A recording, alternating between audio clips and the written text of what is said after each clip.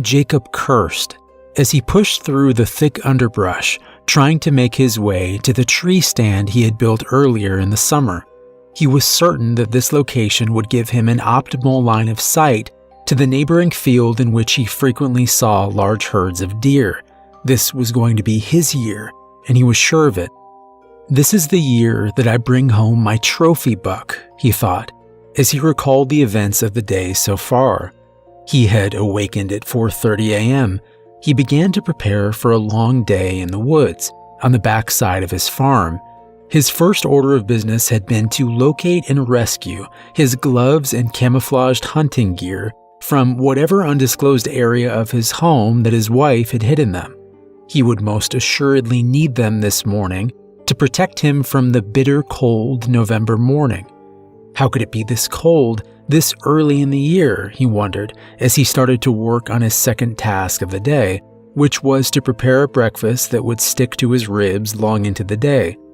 He wasn't entirely sure what he wanted this morning, but he finally settled on toast, country ham, and scrambled eggs that were just a little too runny. He topped it all off with a large cup of coffee that had left a bitter aftertaste on his tongue. In fact, he could still taste it.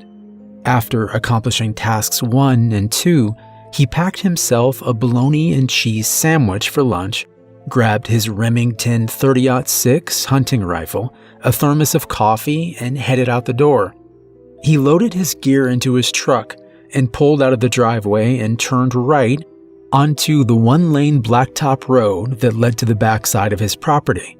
After about 2.25 miles, he turned right again off the blacktop onto a dirt road that was gouged with deep mud-filled ruts. He had traveled about half a mile down that pitiful rut-filled excuse for a road when he came to his desired location. He got out of his truck and loaded his gun and sauntered off into the woods. Jacob had gone little more than 500 yards into the densely wooded tree line when he began to wish that he had put an extra layer of clothing to shield him against the chilly morning air. 10 minutes out of the truck and he was already cold, and it was made much worse by the cloudy, overcast day and the wind that was blowing steadily through the trees, making the autumn leaves rattle like dry bones. Oh well, he thought, it's gonna be a good day anyway, especially if I bring home a big one. Jacob took about 10 more steps when an uneasy feeling began to creep over him. He felt as though someone had stepped over his grave.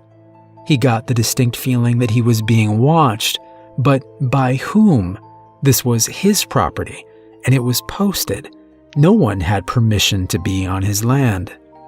He had to be alone, but if he was alone, why couldn't he shake this eerie feeling that was scratching at the base of his skull? Something was off today. There was a deafening silence there in the forest. No birds, no insects, only the sound of the wind in the trees. Convincing himself that it was nothing more than a case of nerves, he continued to press on until he came to a clearing not far from his tree stand. Stepping into the clearing, Jacob saw the remains of what appeared to be a large deer. He wasn't quite able to make out what he was seeing from this distance because the sun wasn't completely up yet and the forest was still enveloped in shadows. Jacob walked closer to get a better look and found that he had been correct.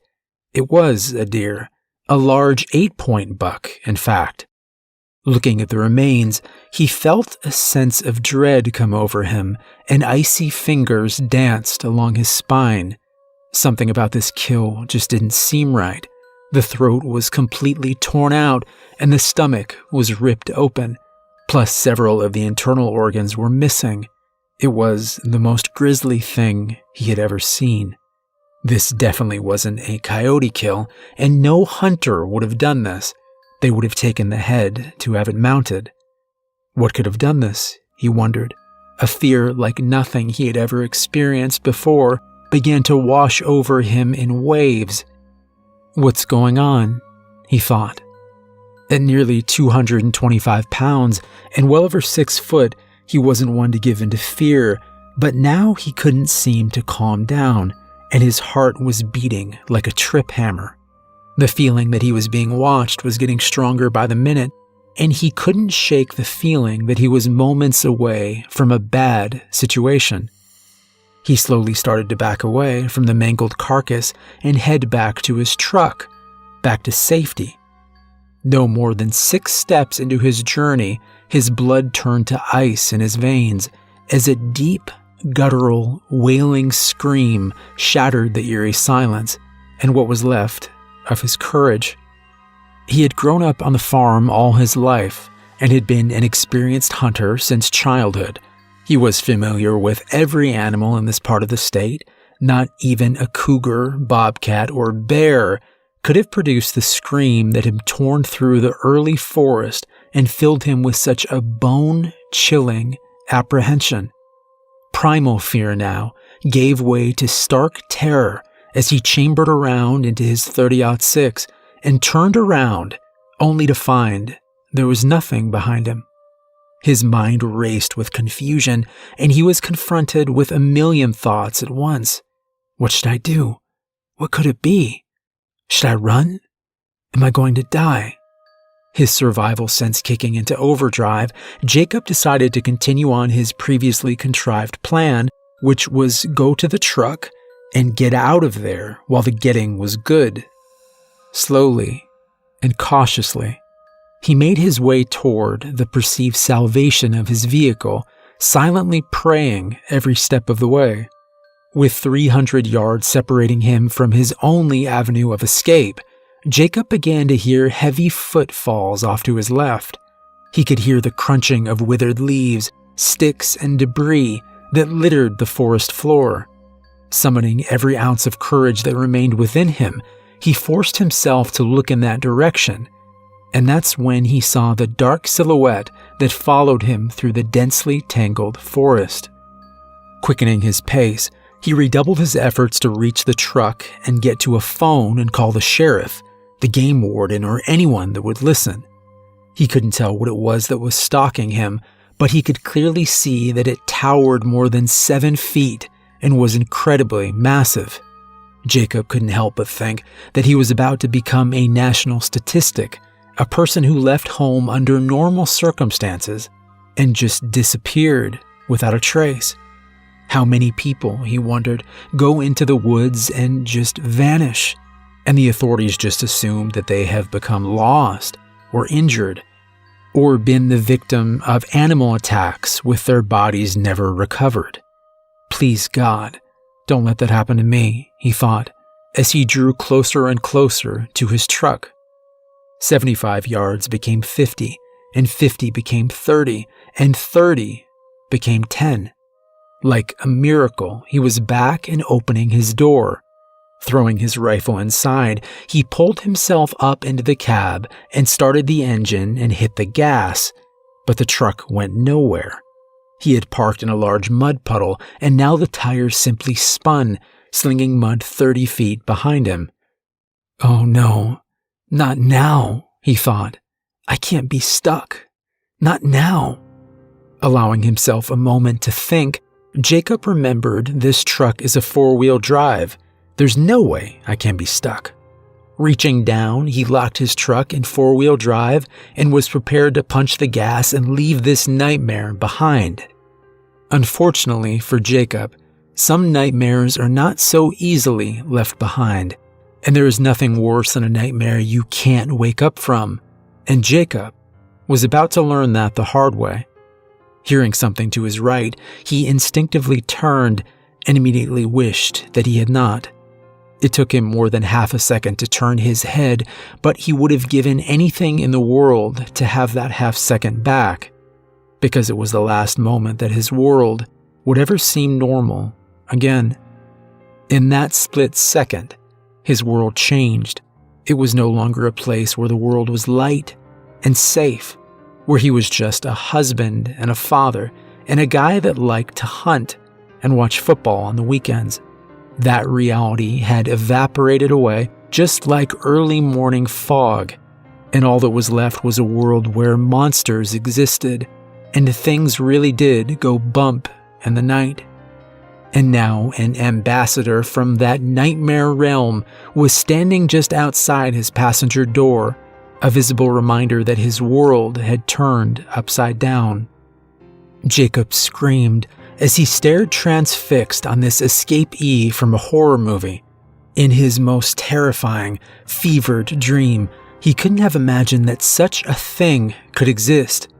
It was hideously ugly, easily standing 8 feet tall, with a thick, muscular body. It looked very apish in appearance, and then again, it didn't. There was just something about that face that was just wrong, almost like an obscene amalgamation of man and animal that had gone horribly awry. It was the most terrifying thing he had ever seen. It was completely covered with thick, shaggy black hair that was matted in areas with God only knows what, and it walked on 2 legs, not 4 like you would expect from some kind of animal. What was this thing that had shattered his perception of reality? Was it a demon? A werewolf? It can't be, he thought. Those things didn't exist. Maybe it was some kind of reject from the island of Dr. Moreau. Whatever it was staring at him, and it didn't look happy. The menacing juggernaut threw its enormous head back and let out a blood-curdling scream that resonated throughout the surrounding area and seemed to vibrate him to his very core. Shocked back into action, Jacob threw his truck into gear and took off as though he were being chased by the very hounds of hell. Jacob, mind racing, wondered what he was going to do. How will I ever feel safe on this farm again, he thought. Are my wife and children in danger? Where did this thing come from, and will anyone believe me?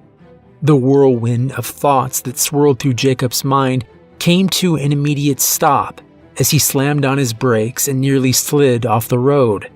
In a state of disbelief, Jacob sat staring at the large hackberry tree that laid across the dirt road and blocked his path, preventing him from reaching the blacktop and guaranteed safety. How is this even possible, he thought. I just came down this road not even 30 minutes ago, and this path was clear. However, this tree came to be across the road. It was painfully obvious to Jacob that he had to get that tree moved if he was going to make it back.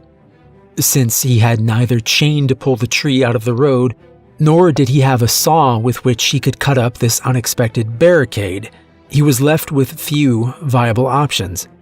One of which was walking, which he discounted almost immediately. The most logical course of action that he could come up with was to call for help.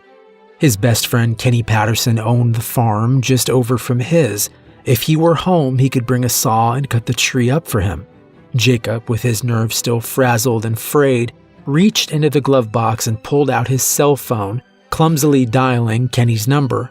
The phone rang 6 times, and Jacob was about to give up when Kenny answered the phone and said, "Hey, ugly, what did you want this early in the morning?" As quickly as he could, he related the recent events to Kenny and said, "Man, please hurry. I'm not kidding, there's something out here." Kenny, hearing the shakiness in his friend's voice, assured him that he would be there in a matter of minutes. Jacob thanked him and hung up the phone, and braced himself for what he was sure would be the longest few minutes of his life. Sitting motionless with bated breath there in the truck, every sound made his imagination run wild with fear and expectance. Even though little more than 3 minutes had passed since he had spoken to Kenny, it felt as if hours had passed. Each tick of the clock seemed to be an eternity. Jacob frequently checked in all directions for any sign that nightmarish monstrosity had pursued him. In every shadow that the forest and this irritatingly cloudy day produced, he would think he saw the shape of that black beast that had followed him out of the woods, and he was afraid that he would lose his sanity long before Kenny arrived to clear the tree out of his pathway. After what seemed like a lifetime, Jacob heard the sound of Kenny's old truck sputtering up the road, and in just moments, he was able to see the old red Chevy as it made its way closer. Jacob's spirits lifted when he saw his old friend, and a sense of relief washed over him as he realized that he was no longer alone. Stepping out of his truck, Jacob said, "Man, what took you so long? I asked you to hurry." Kenny, with an indignant look on his face, said, "What are you talking about? You only called me 11 minutes ago. I think I made pretty good time." Jacob could hardly believe that only 11 minutes had passed. It seemed so much longer. After apologizing to his friend and telling him exactly how happy he was to see him, both men walked over to the fallen tree and made a discovery that startled them both. The tree had not broken, it had been cut, and it had been pushed over and completely uprooted. All around the tree were large bipedal footprints that had a somewhat human appearance to them, but if they were human, the owner would require a size 28 shoe. Jacob and Kenny looked at each other and then without a word went to work on the tree. Kenny took a chainsaw from the bed of his truck and began to cut up the fallen blockade. Meanwhile, Jacob pulled the logs and debris from the road. Mission accomplished. Kenny put away his saw and he and Jacob were about to get in their vehicles and leave, but before either man had even opened their doors, an ear-splitting scream that would have filled a banshee with paralyzing fear erupted from the woods behind them. Warily, Jacob walked over to Kenny and whispered, "That's what I was telling you about. I don't know what this thing is, man, but it looks like some kind of monster. I think we need to get out of here now." Kenny, who looked as though the blood had drained completely out of his face, became very pale as he said to Jacob, "Jacob, man, I've never mentioned this, but over the last few months, something has been killing off my cows. Their throats are torn out and the bodies mangled. I didn't want anyone to accuse me of being crazy or making this stuff up, so I never said anything about it. But that's the reason I rushed over when you called. I've heard that sound a few times off in the distance at night, but never this close. I think you were right, old buddy. It's time to go." Cautiously, and with a sense of urgency, Jacob and Kenny climbed into their vehicles and expeditiously made their way back to the blacktop. Turning left, both vehicles began the 2.5-mile trek that led back to Jacob's home so they could decide what course of action should be taken. Jacob could feel the temperature drop as snow began to gently fall. He reached over and turned his wipers on as it began to pelt the windshield harder. As he passed his neighbor, William Springer's farm, he noticed a herd of deer grazing in the field that bordered his own property. Having put a bit of distance between himself and the nightmare he had just encountered, Jacob felt a renewed sense of security as his fatigued nerves began to calm. Not willing to let this opportunity pass him by, Jacob turned on his hazard lights and pulled to the shoulder of the road, signaling Kenny to do the same. Kenny instinctively knew what Jacob was thinking, and he pulled up beside him. Getting out of his truck, Kenny said, "What are you doing, man? We need to get out of here, now." Jacob said, I know, and we will in just a minute, man. I just can't turn this down. There's a 6-point buck standing there. It's not the trophy I wanted, but at least I won't go home empty-handed. And after the morning we've had, I think we deserve a little something good. All right, just take the shot so we can go. I still don't feel right about this, Kenny said. Steadying his rifle across the hood of his truck, Jacob zeroed in on the buck and prepared to fire. That's when he heard Kenny make a gasping noise and whisper, "Oh my God." "What is it, man? What's wrong with you?" "Raise your scope 3 inches. Raising the scope, Jacob immediately saw what had been the cause of Kenny's alarm. Standing just outside the tree line in the edge of the field was the creature that they had left behind not even 5 minutes ago. Was this thing following them? Was it after the deer? What was it doing? Jacob watched the creature through his scope for a full 30 seconds before it ever moved, and when it did, it ignored him and the deer and started to lope off towards William's barn that was just about 500 yards from where the woodland demon had been standing.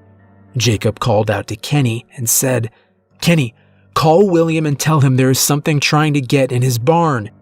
I think if it gets in there, it'll kill everything." In an attempt to be rid of the monster, werewolf, Sasquatch, Wendigo, or whatever it was, Jacob fired a shot, but missed. The creature turned in their direction and glared at them through red hate-filled eyes, and then began to run towards them at full steam. Kenny, who was still on the phone with William, screamed at Jacob to get in his truck and go. Jacob did as he was told, and Kenny followed suit. Starting their trucks, Jacob and Kenny both raced to Jacob's house as though they were driving on the NASCAR circuit. Arriving at home, Jacob, gun in hand, ran inside to get a phone book so that they could call the game warden and the police and get some kind of animal control out here to get rid of this thing. Jacob had just stepped onto his front porch when they heard gunfire coming from over at William's place. Dropping the phone book and running back inside, Jacob grabbed his 12-gauge pump shotgun and some shells and handed them to Kenny, who took little time in loading it. Jacob and Kenny, now locked and loaded, walked together to Kenny's truck, preparing to mount up a rescue for their neighbor William. Simultaneously, both of them stopped in their tracks as an uneasy but familiar feeling crept over them, and Jacob's Rottweiler and 2 German Shepherds began to whimper. They ran under the front porch to hide. Kenny, whose throat had suddenly gone dry as a bone, whispered to Jacob, "I have a really bad feeling about this." No sooner had the words escaped his lips, they heard a deafening scream erupting from the forest off to their right, and the creature exploded from the trees in front of them. Until now, neither man had been able to fully appreciate the colossal size and scope of the beast, but standing less than 30 feet away, they were almost overcome by the sheer magnitude of it. Jacob had seen it up close earlier from his truck while sitting down and had guessed the height at maybe 8 feet. But now, standing there looking up so he could tell that his fellow was 8.5 or 9 feet tall, and would tip the scale at 800 to 1,000 pounds. It had inhumanly long arms that bulged with thick, ropey muscle. They were easily seen beneath its long, shaggy black hair, which covered it from head to toe. The chest was larger than a 55-gallon drum, and there was little doubt that it could have pulled the arms off an ape. And now it glared at them with malevolent intent. Jacob and Kenny both opened fire without hesitation. The creature screamed with rage as the bullets tore into its massive body, knocking it to the ground, but not killing or seriously injuring it. Jacob and Kenny watched speechlessly as it crawled into the tree line, struggling to its feet and limping away. Jacob ran back to the porch and grabbed the phone book, calling the local game warden. Nearly 2 hours later, Gene Trauber, the local warden, showed up to take their statements and told them that he had been called out to answer numerous such reports in the area, but he wasn't sure what to make of them. "Guys," he said, "I don't know what to tell you. There's no animal in this area, or any area for that matter, that fits your description. I'm not saying I don't believe you. I just don't know what it is." Jacob showed him the blood from where he shot it, and the footprints. A look of complete confusion washed over Gene's face, and he asked if they would care to go with him as he tried to track it. Jacob and Kenny agreed, but they said they weren't going without a gun. Gene stated that he had planned to take his gun as well. All 3 men loaded their guns and set out following the deeply impressed tracks and droplets of blood that had fallen on the withered leaves. They followed the trail for about a mile until arriving at a creek that was located deep in Jacob's woods, where the tracks that they were following were joined by others just like them. Some were smaller, but at least one set was larger. Deciding that the safest course of action would be to return home, they all went back to Jacob's. None of them relished the idea of staying out in the woods longer, since there was now apparently more than one creature, and the cloudy, overcast day made the forest seem even darker than it would normally be this time of day. Back at Jacob's, Gene informed them that there was nothing left that he could do but file it into an unknown animal sighting, which made both Kenny and Jacob anything but happy. Jacob and Kenny spent the next couple of days trying to warn their neighbors to use caution when they were out in the forest. Most of their friends just laughed at them and said they had probably seen a bear or something. No one believed them, except William, who had seen it himself the same day as they had. He had even taken a shot at it, but missed. Jacob, William, and Kenny knew what they had seen, and they knew it was still out there. They didn't care who believed them or who didn't. Over the next few weeks, more and more neighbors began to take the story a little more seriously, as family pets began to disappear, and others were found brutally mangled. Other farms in the area began to find their cows and other livestock torn open with their throats ripped out. Just a week after shooting the creature in his yard, Jacob's own Rottweiler was found dead with its throat torn out, hanging across a limb in a tree in his front yard. It almost seemed like revenge. A few days later, one of William's new foals died the same way. The foal's mother had to be put to sleep because she had gone into shock over whatever she had witnessed there in the barn when it was killed. Some people in the area still don't believe. They think the whole story was made up. But Jacob and Kenny know that there is still something out there in the forest. They still occasionally find tracks, or a slaughtered cow or goat. They still hear the blood-curdling screams off in the woods at night.